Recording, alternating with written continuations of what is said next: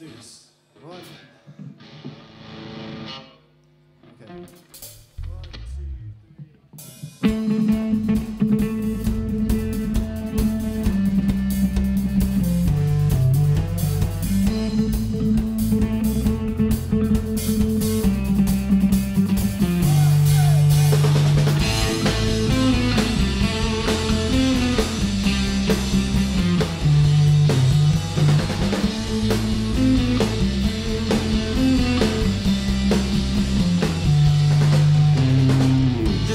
California road and a place where nobody knows, somewhere in this land that I can see, 'cause all these lines look blurry to me.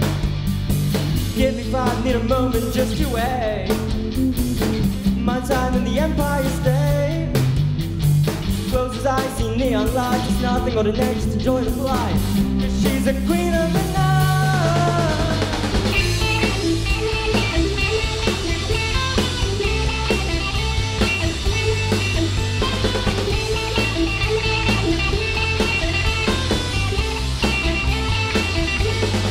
And can you see me smiling at the seas of green?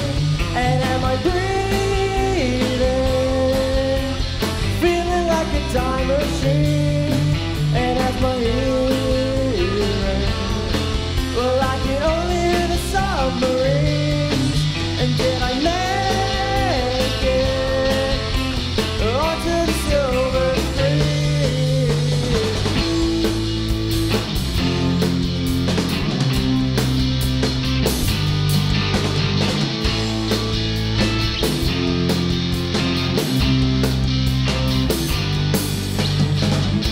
The California road and a place where nobody knows, somewhere in this land that we can see, 'cause all these lines look perfect to me.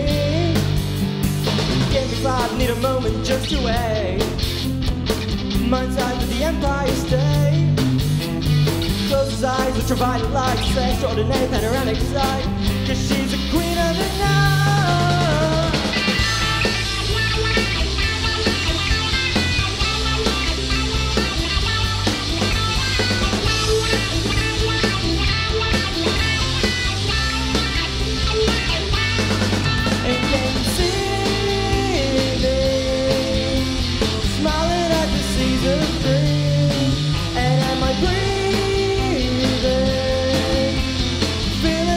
Time machine, and as my hearing, well, I can only hear the submarines.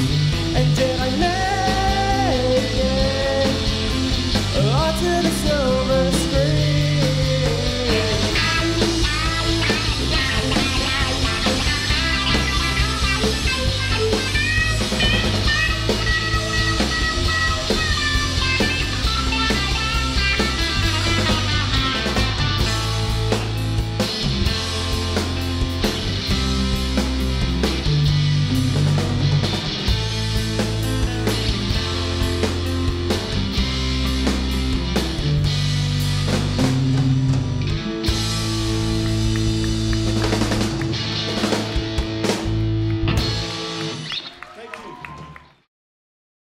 Yeah, no, I really enjoyed that. Really enjoyed the first song more than the second song. Like the Lust for Life beginning, cheeky nod there, show you know your musical history.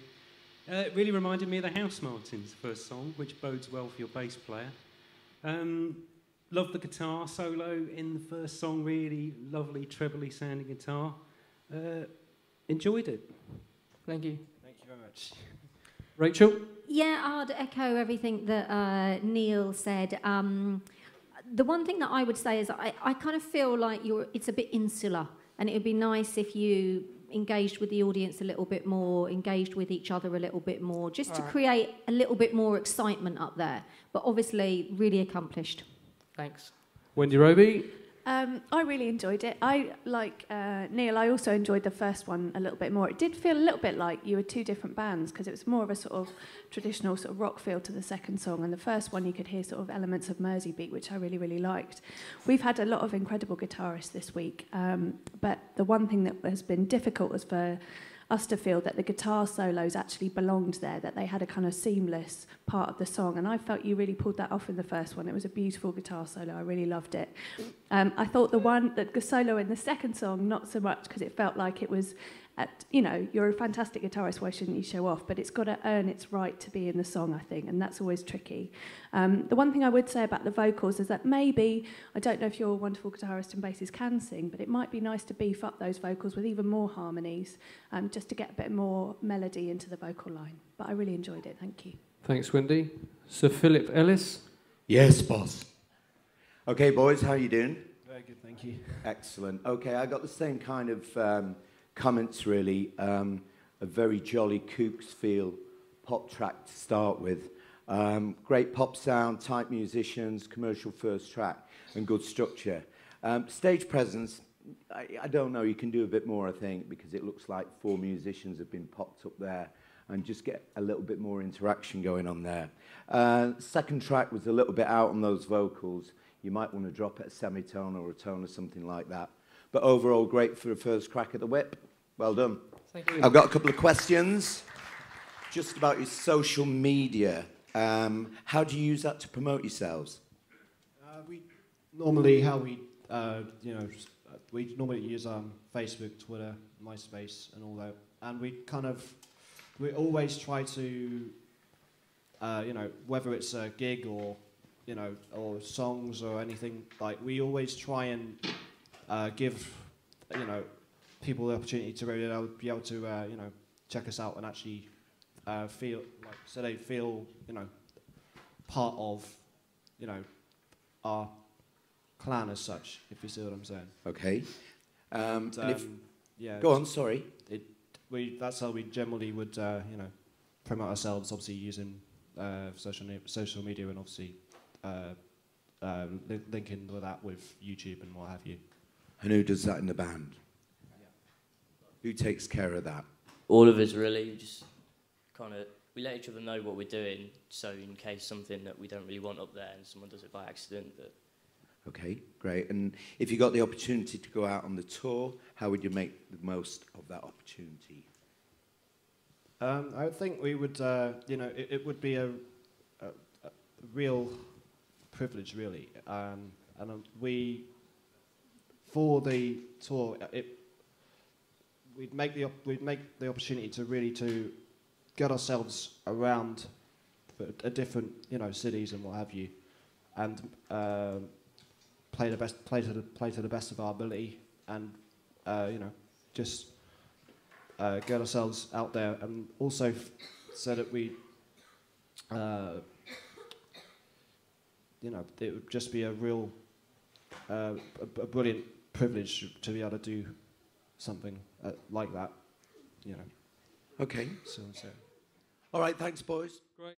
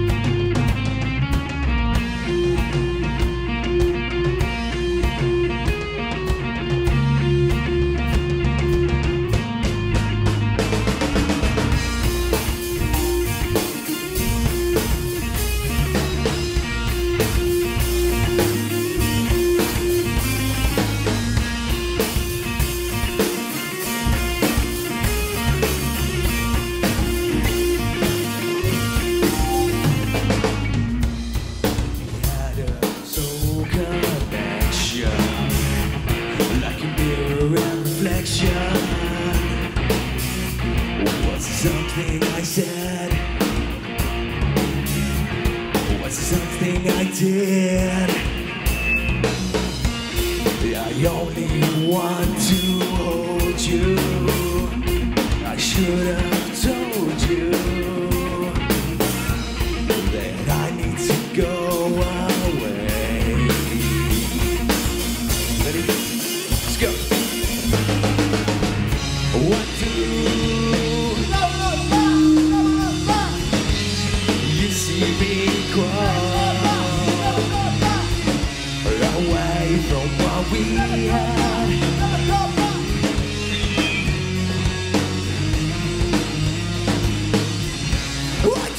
never look back.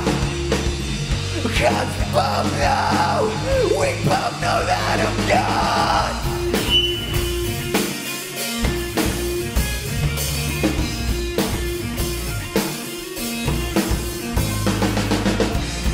I don't owe you anything apart from a song to sing. You should have learned. You should have burned. There's not much that I can say to give this all away, but you just won't take.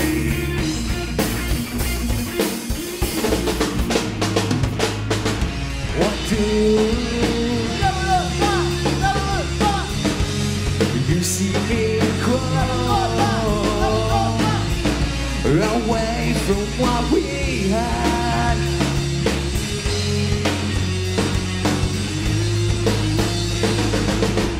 Why don't you never look back?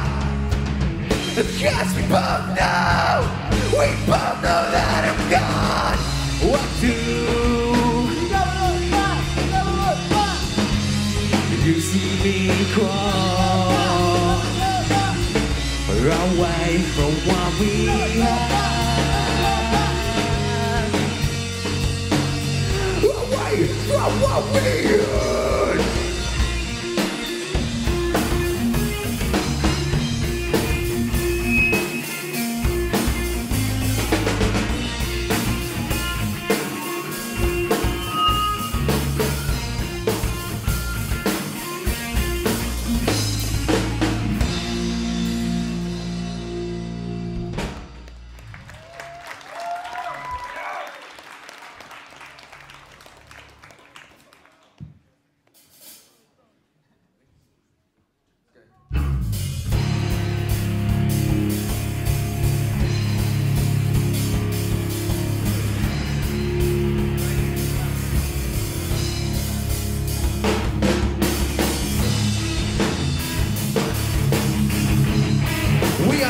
Ashore. And this next song is Know What's Mine. Let's go!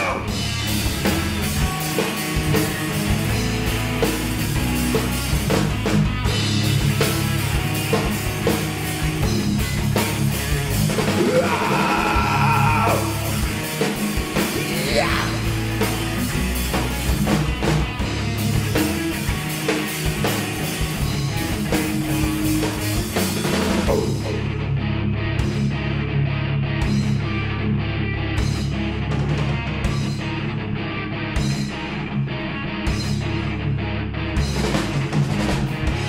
You're an animal. You need to be under control, under my hand. Too high to come down. I'm stopping you from breathing. I'm stopping you from dreaming. Yow! Come back to me. Don't fade away. It doesn't have to be this way. There is something I should know. You sitting on your dismantled throne.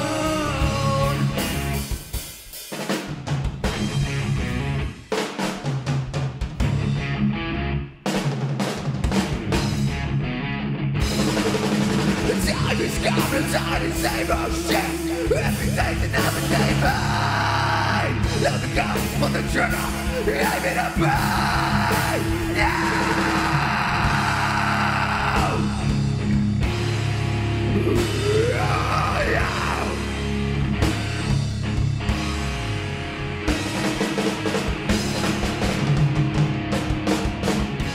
Come back to me, don't fade away. It doesn't have to be this way. There is something I should know. You sitting on your dismantled throne. You sitting on your dismantled throne.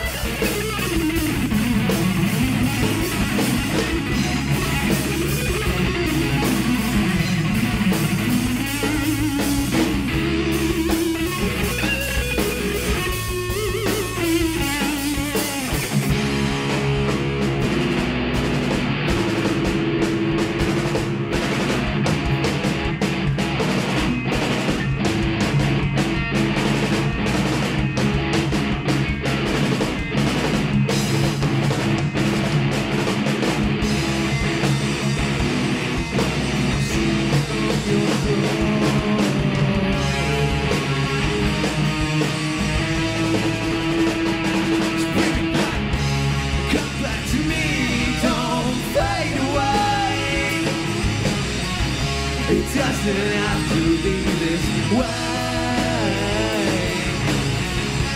There is something I should know.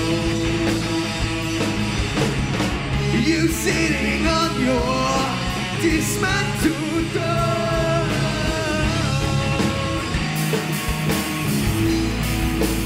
On your dismantled throne.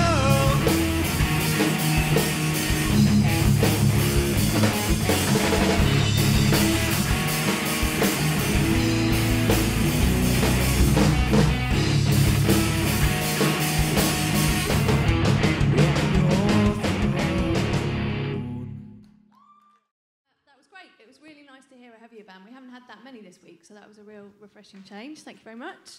I thought on the first song, the introduction could do with just shortening a little bit. I think that's a trap that a lot of people fall into when they start writing songs, is that they just kind of don't get on with it early enough. So I just wanted you to get on with it and hear what you sounded like. Yeah. I really like the shouty backing vocals on the first song, and I thought the harmonies and the backing vocals on the second song were really strong as well. I think for me, the one thing that that I would like to see is just for you to pull back the contrast between the full-on, like, really going for it metal vocals and then your more melodic, straight singing. Because I think there's, at the moment, the contrast between them is too great. Yeah. And also, I just feel like it's a confidence thing. You're doing all the right things and you look the part, you look great as a band, but just have a confidence in yourself as a frontman, because, you know, you can do it. You just need to do what you're doing a little bit more and push it a little bit further, lose yourself. Yeah. Thank you. Thanks, Wendy. Rachel? Yeah, I would agree with all of that. I felt with the backing vocals on the first track that it would have been stronger to have the other guys doing it as well. I felt like it was slightly lost, and I did like it, but I just wanted a bit more, so maybe they could get involved on the mic too. I just felt like, it was a confidence issue. And, you know, even at the beginning of the second track, you sort of mimed the drums, you know, the mirror image of the drums. And it really makes a difference when you're getting into the music, because it helped us get into it and access it too. And I just felt like you were kind of holding back a little bit. Yeah. And I sort of feel that might be because you don't feel that confident vocally, because you really go for it when you're doing the sort of heavy metal vocal, and then the other vocal, like Wendy was saying, it didn't feel like it was that confident. And it might be worth thinking about getting in another singer or getting some BVs involved for other parts of the songs until you kind of build that confidence, because you can do it, but maybe you need some little bit of help getting there. Yeah, definitely. But well done. Thanks, Rachel. Neil Mason. Hello, singing drummer. Are you in all the bands today? I'm only in two. No, it's good. It's good to see different styles. Yeah, I mean, my thoughts would be that... sorry, I'm getting a load of echo coming back at me. It's stagecraft, really. I'd really like, you know, I liked what you were doing. I wanted it to be fiercer, much fiercer. I wanted you to see you put your backs into it. I wanted the bass to growl more. I wanted the guitars to snarl at me. I wanted the singer to be more aggressive. I wanted you to look like you were enjoying yourselves. You looked terribly, terribly serious. Yeah. But it was good. Enjoyed it. Thanks, Neil. Professor Ellis. Thank you, sir. Okay, boys. I agree with the rest of the panel, but I put a few things in here. It was a tight band. I'm still not convinced about the stage presence. It needs a lot of work. And I'd recommend, if you are going to stay together as a band and gig, take time out and film your rehearsals and have a look at how you're coming forward. And just, I don't know what it is, you don't need to go bonkers, but with what you're playing there, it looked a bit sterile, that's all, and I think there's work to be done. Vocalists, be mindful of your mic technique, because you're not always going to get great sound engineers like these guys. And I know it's cool to hold an SM58 with your hand over the cage, but that's not how it's meant to be held. And it's going to feed back where you got all the feedback in the monitors. You're going to get that in a pub, and that's going to kill your set a bit. And we had to retrieve that here at the desk. Well, I didn't personally. Okay, so be mindful of that and just try filming your rehearsals, I think. Definitely. Okay, cheers. Okay. We've got some questions for our... Indeed, yeah. Again, now, just give us an example of what kind of campaign you'd use your social media on to promote your next gig. Probably Facebook. In what way? In the way that it's the only thing people now use nowadays, really. So no, it's not. It's not at all. No. Oh, right. Look at it. Just check out a guy called Lewis Mockler on Twitter. That guy is massively on it, and everyone knows about his gigs and retweets because he uses it well. But give me an example of what you would do with Facebook.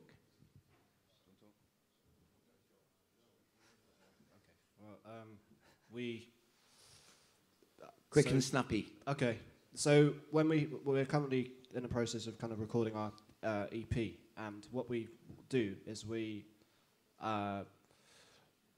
put up, you know, we put up some of the songs that we're doing for that are recorded, and you know, get you know, people into looking at that type of thing. Okay, I'm not totally convinced on that one, and it was an incorrect answer. If you were given the opportunity to get out on the tour, okay, tell me about how you will be promoting yourself in Birmingham to other than the students who might be there. How are you going to build it all in Birmingham? Yeah, I use a lot of Facebook, Twitter, just getting contacts with people in Birmingham, really. We've got Reverbination, we're trying to use as many possible sort of like internet sort of networking sites to like get in contact with people, so like SoundCloud, stuff like that. We've got all our music on there as well, so just stuff like that really. And we'll ask the gig and the venue that want us to play there if they can have a look at our stuff and if they like us and stuff.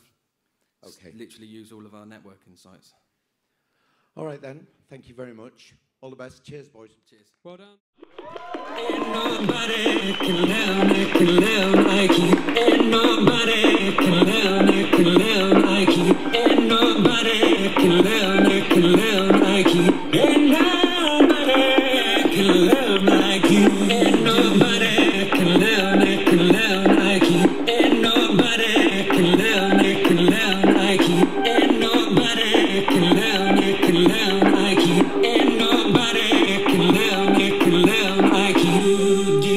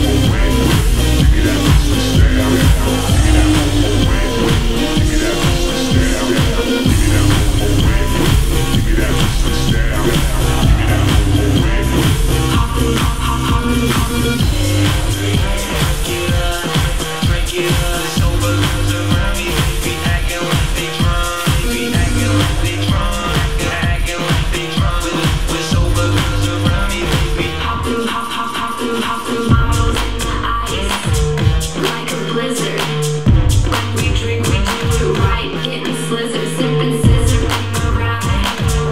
like 3-6. Now I'm feeling so fly, like a G6, like a G6, like a G6. Now I'm feeling so fly, like a G6, like a G6, like a G6. I'm feeling so fly, like a G6. Give me that Easter style. Give me that more wet. Give me that Easter style. Give me that more wet. Give me that Easter style. Give me that more wet. Give me that Easter style. Break it up. Sober girls around me, they be acting like they drunk. They be acting like they drunk. Acting like they drunk. With sober girls around me, acting like they drunk.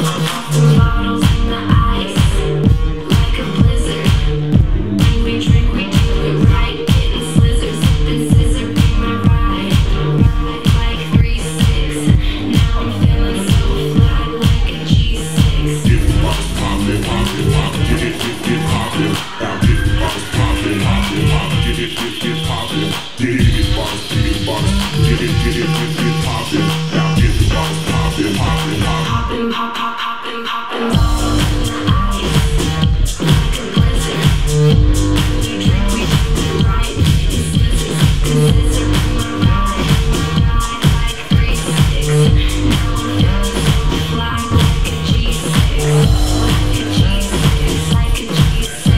Now I'm feeling so fly, like a G6, like a G6, like a G6.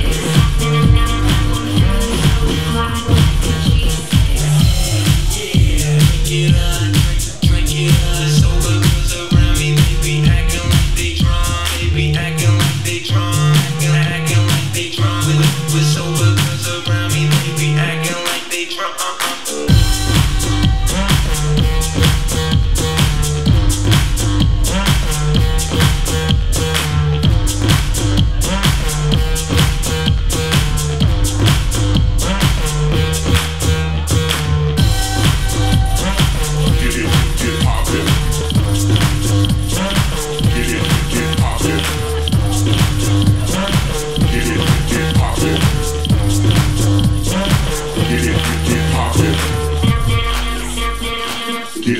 Get poppin'. Get poppin'. Get poppin'. Get poppin'. Get poppin'. Get poppin'. Get poppin'. Get poppin'. Get poppin'. Get poppin'. Get poppin'. Get poppin'. Hi. How many of the tracks that you were playing did you create? Because obviously we recognise some of the vocals. I didn't actually create any, but... So we're judging you as a DJ? Yeah. Okay. Well, I'm afraid I'm going to be quite harsh, having been a club promoter of 20 years. For me, the power of the DJ is playing to the room and reading what is going on in the room. And while you are very proficient at mixing, clearly, you're very accomplished, you didn't engage with what was going on in the room at all, you didn't even look up at us. And I sort of feel that the most important thing as a DJ is reading your audience. You know, if you're doing a warm-up set, you have to warm people up.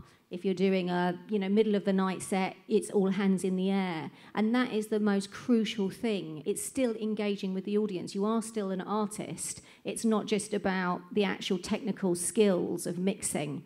So I'm afraid I find it quite hard to sort of make any other comment on it. Thanks. Thanks, Rachel. Wendy? Hi, Jack. I'm going to slightly disagree with Rachel. You are preaching to the converted with this sort of style of mixing, because I get sent a lot of house music, and that's what I listen to for fun. I think what was great about your mixing is that sometimes young producers have a tendency to just chuck every gimmick and quirk into their mixing, and it's just so full of gimmick that it doesn't feel sort of seamless. And I actually thought that was a really elegant, really well judged mix. I think you went slightly over your 10 minutes, did you? How long were you playing for there? I don't know. But yeah, I think you went slightly over. But yeah, it was a mix that made a lot of sense to me, and I think it was restrained and done elegantly. So you've obviously been very well taught. Yeah, I really enjoyed it. But I think Rachel's right about engaging with us and maybe thinking about, you know, can you do some visual mixing? Can you get some visuals in there as well? If you feel slightly shy of kind of communicating with us, then get some sort of something going on that you can slightly hide behind maybe and present it slightly in a more visual way. But I really enjoyed your mixing. I thought it was great. Thanks, Wendy. Neil Mason. I'm going to hand you over to my learned friend from the B-Side project. He's asked me to make a little comment on behalf of the B-Side project. Do you produce yourself, though? I've started to. Okay. Just a comment from our side, I thought it was a really good set as well, really good, some nugget of tracks in there, and you built it up nicely, and it was very eclectic. I would have kind of made it a bit more of a mash-up, since you only had a short amount of time, so put a bit more in there rather than going through the tunes a lot. But when you do get more proficient in your production, put your own tunes in your mixes, because you'll always find that people will say, what is that track? What is that track? And that's a really good way of promoting yourself whilst doing a set that will make the crowd happy as well. Thanks for that. Okay, Neil. Just a quick comment. It's been a long time since I've written about dance music. I'd love to have seen you pulling records in and out of a box, because you can obviously do it. You're obviously proficient on the ones and twos. I'd love to have seen more of that. And I think if you're going to mash stuff up, mash it up. You know, I know that Police song really well, and I don't need to hear it in its entirety. But dropping in the guitar riff, dropping in the vocals would have been brilliant. Yeah. Great, thanks, Neil. DJ Ellis. Yes. Well, I play a similar set, so I thought it was really good and uplifting house, for this time of the day. Just wondering how you planned that many tracks into that 15 minutes. Did you ever think about that, or did you do it on the fly? I was going to do it on the fly, and then I thought, well, I don't know how long it'll take to pick songs, so I just picked songs last night and played them now. Okay. And just tell the folks what kit you're using there. Just 2 Numark decks and a 3-channel mixer, and Rain, which is like interface for vinyl. Okay, and what you're using to learn your production on at the moment, if you've just started? Logic. So you're working on Logic, excellent. All right, and how often are you gigging at the moment? Not too often, but hopefully I'll be getting more gigs in. Okay, and again, give us an example if you were gigging outside of Norwich. How would you use your social media? What will be at the front of your mind to let them know? Make sure you've got an actual audience in there, and maybe collate a few new fans to what you're doing. Mainly Facebook, Twitter, Ustream. I'd probably make a website for it as well, and print off flyers and stick them about. Have you got the wherewithal to do that? Do you design stuff yourself? Do you have someone come in? I don't design stuff myself, but I get someone to design it for me and then get promoters. And obviously, putting stuff on walls is very important. Certainly if you're a DJ and you're trying to get that name out there, and I think it's the same for the bands as well.